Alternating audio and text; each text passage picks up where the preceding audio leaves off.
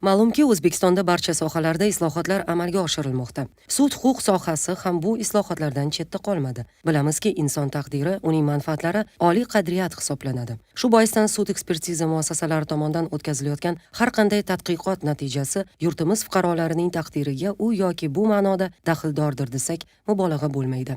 Shu boisdan sud ekspertizasi muassasalari faoliyatini takomillashtirish, ular tomonidan sud ekspertizasi bo'yicha o'tkazilayotgan tadqiqotlar sifat va samaradorligini oshirish bugungi kunda eng dolzarb masalalardan biri bo'lib qolmoqda. Mamlakatimizda muhtaram prezidentimiz Shavkat Miromonovich Mirziyoyevning bevosita tashabbuslari va rahbarligida 2017-yil 7-fevralda qabul qilingan hamda izchil amalga oshirilayotgan O'zbekiston Respublikasini rivojlantirishning 5 ta ustuvor yo'nalishi bo'yicha harakatlar strategiyasida belgilangan vazifalarni amalga oshirish doirasida barcha sohalar kabi sud huquq tizimining ajralmas qismi, ya'ni muhim bo'g'inlaridan biri sanalgan sud ekspertlik faoliyatini yanada takomillashtirish borasida ham zaruriy islohotlar amalga oshirilmoqda. Ayniqsa keyingi yillarda sud ekspertlik faoliyatini rivojlantirishga alohida e'tibor qaratilib, bir qator normativ-huquqiy hujjatlar qabul qilindi. Sud ekspertiza muassasalarining moddiy texnika bazasini mustahkamlash, sud ekspertlik faoliyatiga axborot kommunikatsiya texnologiyalarini joriy qilish, sud ekspertlik amaliyotiga yangi innovatsion ishlanmalar joriy etish, sud ekspertizalarining turlarini kengaytirish, ularning sifati va ishonchliligini oshirish hamda sohada xalqaro hamkorlikni rivojlantirish bo'yicha choralar ko'rildi. Shu bilan birga amaliyotda ilk bor nodavlat tashkilotlar tomonidan sud ekspertlik faoliyatini amalga oshirishning huquqiy asoslari yaratildi. Joriy yilning 27-may kuni O'zbekiston Respublikasi Adliya vazirligida o'tkazilgan davra suhbatida erishilgan natijalar bilan birga sohadagi muammolar va ularning yechimlari bo'yicha fikr almashildi. Adliya vazirligining asosiy vazifalaridan biri sud ekspertlik faoliyatini muvofiqlashtirish hamda sohadagi mavjud muammolarni aniqlash va ularni bartaraf etish yuzasidan takliflar tayyorlashligi belgilangan. Mazkur vazifadan kelib chiqib, bugungi tadbirimiz tashkillashtirilgan bo'lib, tadbirimizda barcha davlat sud ekspertlik muassasalari, huquqni muhofaza qiluvchi organlar, sudlar, advokatlarning vakillari ishtirok etib, sohada amalga oshirilgan ishlar bilan bir qatorda mavjud muammolar haqida davra suhbati tashkil qilindi. Tadbirda sud ekspertiza muassasalari tomonidan sud tergov organlari qarorlari, ajrimlari hamda yuridik va jismoniy shaxslarning murojaatlari asosida tadqiqotlar o'tkazilib, ekspertiza xulosalari berilganligi, ushbu tadqiqotlar respublikadagi jinoyatchilikni fosh etish, odil sudlovni amalga oshirish hamda insonlarning huquq va manfaatlarini himoya qilishda muhim rol o'ynaganligi ta'kidlandi. Bugungi kunda ekspertiza muassasalarida alohida ekspertiza turlarini joriy qilish, xususan kompyuter texnik ekspertiza imkoniyatlaridan foydalanish, bu bo'yicha sodir etilgan jinoyatlarga tezkorlik bilan reaksiya bildirish yoki tergov, tezkor qidiruv harakatlarini texnik kriminalistik ta'minlash borasida aynan shu sohadagi mutaxassislarga ehtiyoj ortib bormoqda.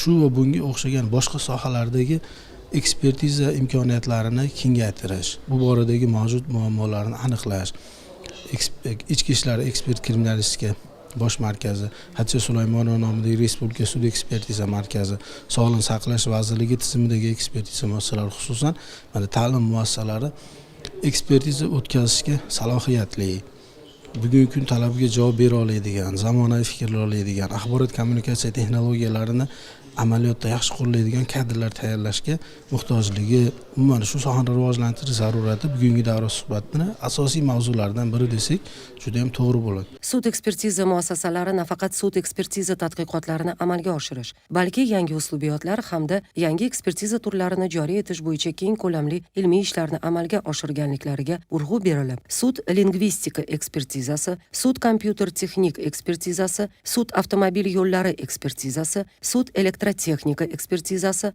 oziq-ovqat mahsulotlari sud ekspertizasi, sud psixologik ekspertizasi va boshqa yangi ekspertiza turlari yaratilib, sud ekspertlik jarayoniga tatbiq etilganligi e'tirof etildi. Shu bilan birga nodavlat tashkilotlar tomonidan sud ekspertlik faoliyatini amalga oshirishiga ruxsat berilishi bilan sohadagi qonunchilik yanada takomillashtirilishi lozimligi hamda sud ekspertiza yo'nalishida ilmiy ishlar bilan shug'ullanuvchi maxsus muassasa tashkil etilishi, sud ekspertlik sohasining rivojiga xizmat qilishi qayd etildi. Sud ekspertiza sohasining rivojlanishini asosiy omillaridan bo'lgan ilmiy tadqiqot faoliyatini rivojlantirish, yangi zamonaviy uslubiyotlarni ishlab chiqishga qaratilgan islohotlar amalga oshirildi. Bugungi o'tkazilgan davra suhbatida mana shu erishilgan yutuqlar haqida aytilib, shu bilan birgalikda bugungi kunda sohada yana bir qator muammolar mavjudligi haqida ham ta'kidlab o'tilindi.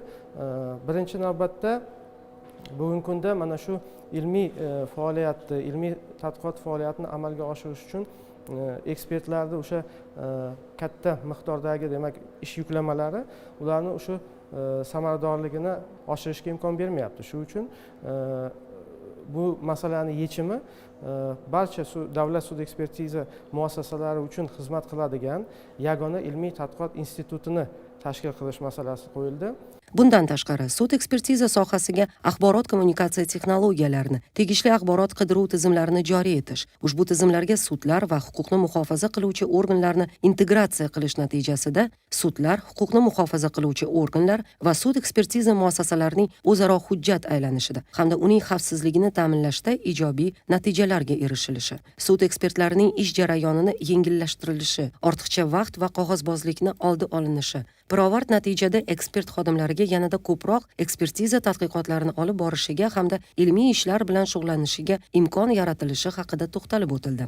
Bugun davra suhbatda manfaatdor tashkilotlar va bizning markazimiz o'rtasida elektron hujjat almashuvini yo'lga qo'yish, bundagi muammolar, bunda yechimlar bo'yicha suhbatlashdik. Bundan tashqari, so'nggi yillarda bizning markazimiz faoliyatiga tatbiq qilingan zamonaviy tizimlar, axborot texnologiyalari va innovatsiyalarni joriy qilish va yangi ishlanmalar bo'yicha taqdimot qildik.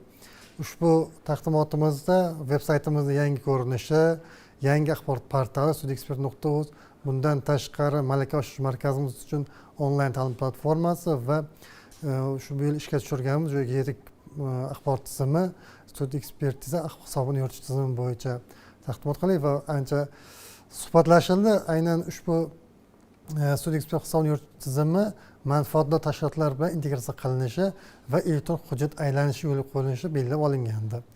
Bugungi kunda Oliy sud va bizning markazimiz o'rtasida integratsiya qilish ishlari ketmoqda. Bundan tashqari Sog'liqni saqlash vazirligi va Ichki ishlar vazirligi bilan ham ishlarni jadallashtirish, bu yerdagi muammolar va yechimlar bo'yicha fikr almashildi. Zamonaviy tizimlar va ularning yechimlari sud eksperti faoliyatiga qanday ijobiy ta'sir qilishi, ya'ni yangi ishlanmalar qilinishi va boshqa bir qancha foydali fikr mulohazalar bildirildi. Tadbir ishtirokchilarining sud ekspertiza faoliyatiga oid barcha savollariga sud ekspertiza muassasalari vakillari tomonidan to'liq javob berildi. Tadbir yakunida sohadagi mavjud muammolarni bartaraf etish yuzasidan hamkorlikni amalga oshirishga kelishib olindi.